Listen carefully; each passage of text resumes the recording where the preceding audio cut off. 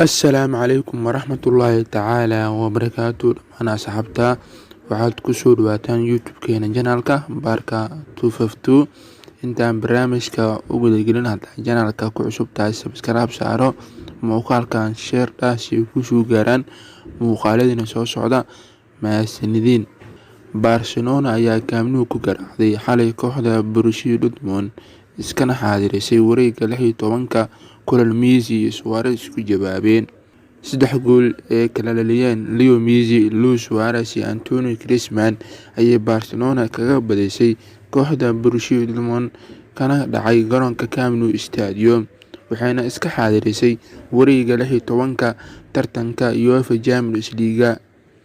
Leo Messi wuxuu saftay xalay kulankiisii 700aad wuxuu dhaliyay goolkiisii 613aad sidoo kale 2 caabin iyo 1 gool waa subax aan cimaamadiisa la haysan karin Magic.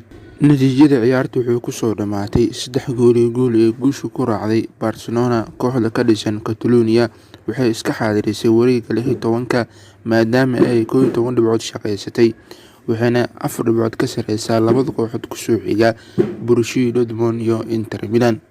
Kulanka xiga Barcelona waxay la ciyaari doontaa Inter Milan 10 Diseembar 2019. mahadcelin waxaan u mahadcelinayaa asxaabta youtube-keena baarka 252 ku xiran sida saxda u soo saadaalay kulankii xalay Barcelona iyo Borussia Dortmund. waa mahadsantihiin sida mar walbaana ugu xirantihiin janaalka baarka 252. fadlan rukuma janaalka haddaa ku cusub tahay intaa muuqaalka xiga isku arki doono sidaas iyo nabadgelyo.